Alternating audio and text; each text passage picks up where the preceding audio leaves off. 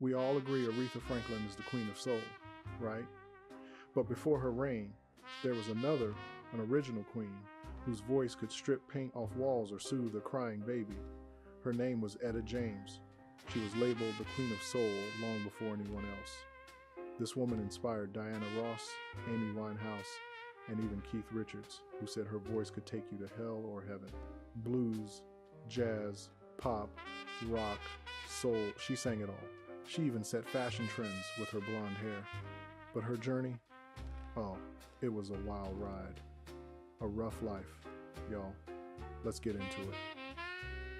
Born James Etta Hawkins on the 25th of January 1938 in Los Angeles. Etta's life started rough. Her mother, Dorothy, was just 14 when Etta was born. Etta never knew her father, though she always suspected it was a white pool player known as Minnesota Fats. Dorothy was young, hustling on the streets, and couldn't raise a child. So she gave Etta to her landlords, Lula and Jesse Rogers, who became her foster parents. By age 5, Etta was singing in church, and boy, could she sing. Her voice was so powerful, Hollywood stars would come just to hear her. Her choir director, Professor Hines, even hit her in the chest while she sang to force her voice from her gut. People called her a child prodigy with a full-grown woman's voice. But her foster father, seeing all the attention, tried to exploit her. He'd make her sing for his friends in the middle of the night and beat her if she refused. He even pulled her from church after arguing about her getting paid. Then tragedy struck. Lula, her adopted mother, died from a stroke. Etta moved back with her birth mother in San Francisco. But living with Dorothy was chaos. Etta stopped singing, started getting into trouble, playing hooky, smoking, drinking, joining gangs. She even did time in juvenile detention, yet a new love blossomed, the blues and doo-wop. She idolized Billie Holiday and Ray Charles. At 12, tired of fighting with her mother, who was often in and out of jail, Etta moved in with her gang friends. And guess what? She started singing again. She formed a trio called the Creolettes. At 14, Etta met bandleader Johnny Otis. He loved her voice, offering her and her group $8.10 a show. Etta dropped out of 9th grade. Otis changed their name to the Peaches and James Etta to Etta James. He even gave her the nickname Miss Peaches.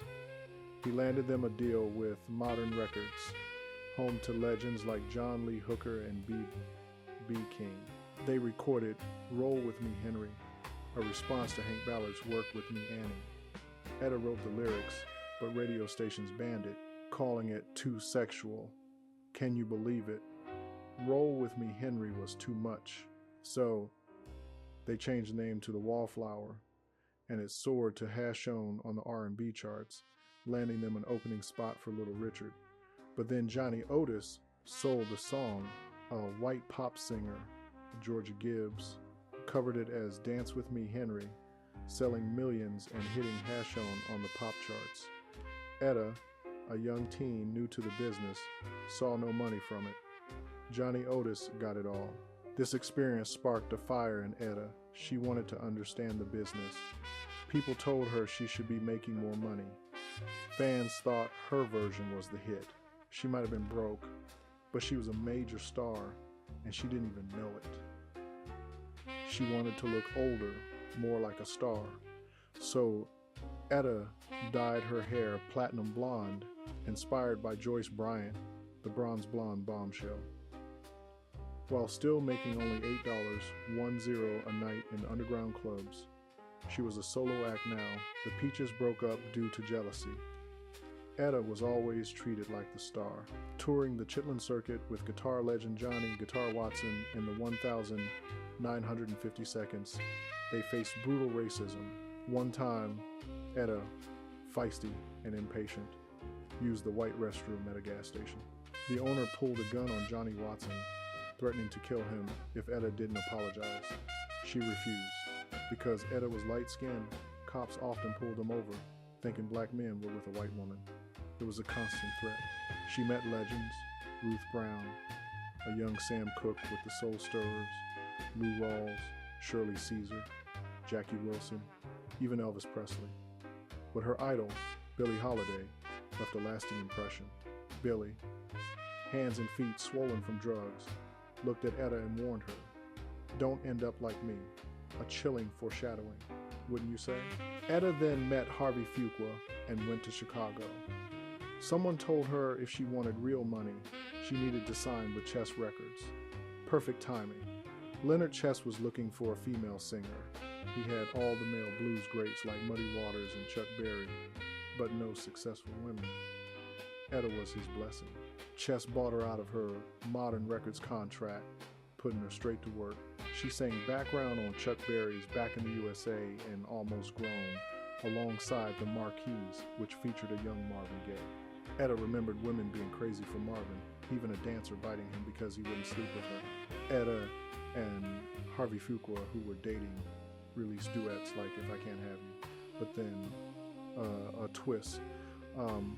Leonard Chess had loaned Berry Gordy money to start Motown. He sent Harvey to Detroit to check on the investment. Harvey ended up falling for Berry's sister, Gwen Gordy, and signed with her label. This is how Marvin Gaye eventually signed with Motown and married Anna Gordy. Etta was heartbroken. Her boyfriend left her for the woman whose brother Leonard Chess helped fund Chess. Seeing her pain pushed her into the studio. She recorded her first solo hit, All I Could Do Was Cry, co-written by Berry and Gwen Gordy. Etta's raw emotion propelled it to #2 on the R&B charts and #33 pop. The pain was real, and you could hear it. But when she got her first royalty envelope from Chess, it wasn't money. It was a statement showing she was $14,000 in debt. Chess explained he bought her out of her old contract. Instead of cash, he'd give her $2,000 if she needed it, along with Cadillacs, fur coats, and rings. "Those are your royalties," he'd say. Better than her last deal, she thought. Then came the song The World Would Love, At Last. Originally written in 1941, Etta's version hit #2 on R&B and #47 on the Billboard Hot 100. Her debut album, At Last, released in November 1960, went gold. One night, her idol Dinah Washington came to see her.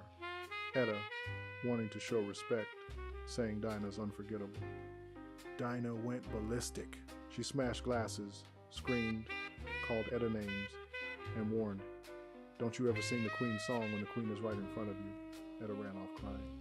Dinah later apologized, but offered a lesson. Never sing a star's song if they're in the audience. With hit records and newfound access, Etta made a fateful choice. She tried heroin for the first time. She thought it was coke, sniffed it, then started injecting it. She loved it, partly because it made her lose weight. Etta was out of control. Etta tried to kick the habit, even joining the Nation of Islam and calling herself James Seta X. She knew Malcolm X from his Detroit Red days and Muhammad Ali, then Cassius Clay, whom she gave information about Islam, but she couldn't fully commit. The dope had too strong a hold. She was a junkie, injecting heroin into her feet, hands, neck, and forehead. Her manager supplied her drugs and booked her shows.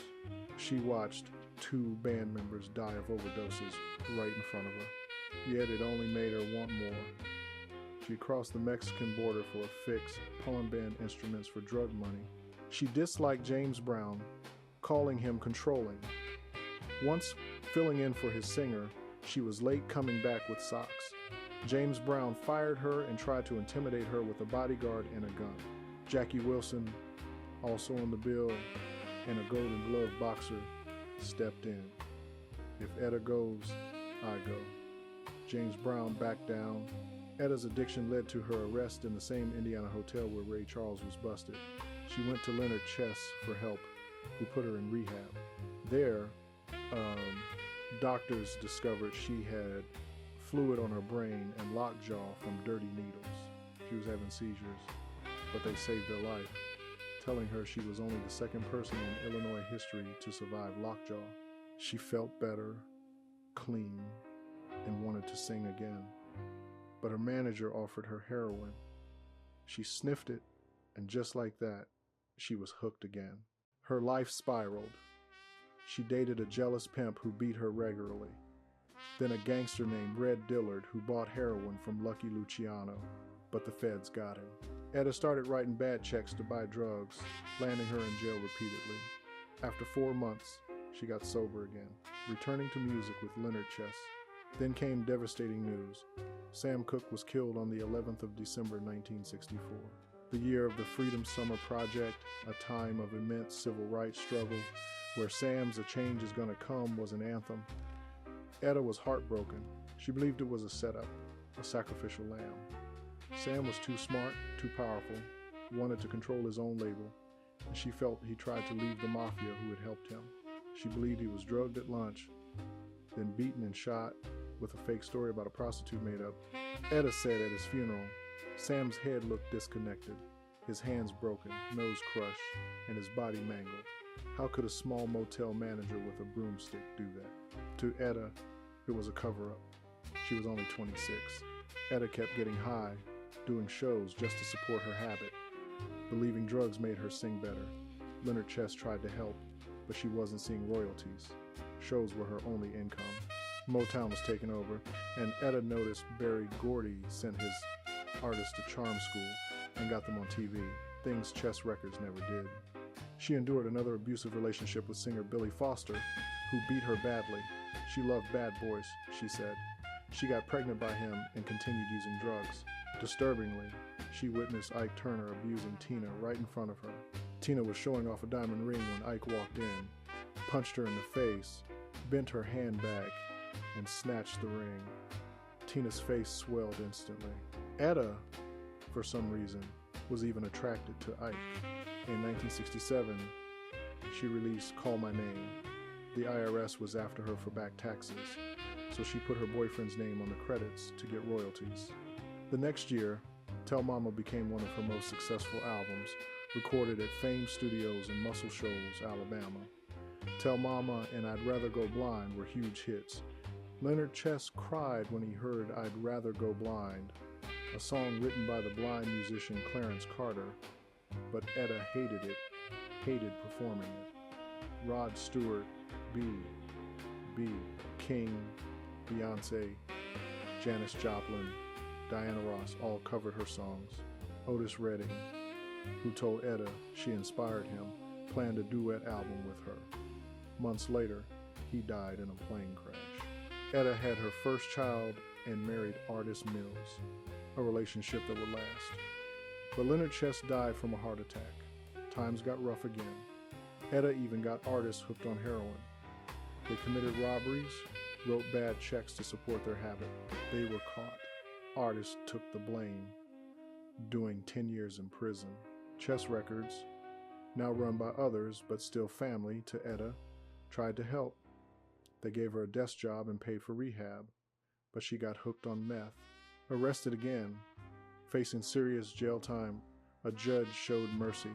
Recognizing her addiction, he sent her to rehab instead of prison. This time, she got truly clean. Even releasing an album, Come a Little Closer, from rehab. She was supposed to perform at the Rumble in the Jungle fight in Africa, but it was postponed. She stayed clean for 2 years, even supervising other junkies at rehab. But one Christmas, she got too drunk, broke the rules, left, and relapsed into heroin. She got pregnant with her second child with a man she met in rehab.